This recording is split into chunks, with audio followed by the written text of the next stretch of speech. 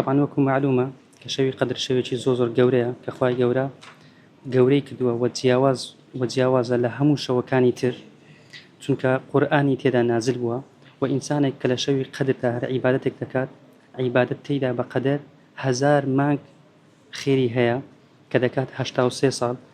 بۆیە زۆر گرینگە کە ئینسان ئەو دەشەوەیە زۆر عیبادەتی خوای گەورە بکات و عسا وەلەعەلە کە ئەو شەوەی بە قسمت بیت و ئەو خێرەتە ئەو خێر و چاکە گەورەی لێ نەفەوتێتن. ئەو شەوە قورئانی تێدا دابەزیە، بۆیە خوای گەورە ئەو شەوەی گەورە کردووە، وای کردووە کە ئینسان کاتێک عیبادەت لەو شەوە دەکات خێر و پاداشەکەی یەکجار گەورە بیتن. شەو نوێژیان کردیە و لە شەو نوێژەکانیان زۆر قورئانیان خوێندووە، ینی شەو نوێژەکانیان درێژ کردوتەوە و لە پاش شەو نوێژ قورئان خوێندن زۆر گرینگە، چونکە قورئان لەو شەویدا نازل بووە، لۆیە زۆر گرینگە کە ئەمە ئەو شەو بە قورئان خوێندن بڕازێنینەوە.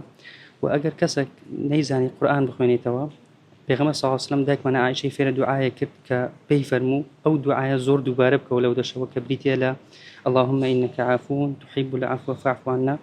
ئینسان زۆر ئەو دوعایە بکاتن، ئەگەر ئەوەشی نەزانی زۆر ئیستیغفاری خوای گەورە بکات، زۆر سەڵاوات لێ بداتن. ئیتر هەر زیکرێک کە خۆی دەزانی گرنگ ئەوەیە کە ئەو شەو لە دەستە خۆت نەدەی و بە عیبادەت بیرازێنی.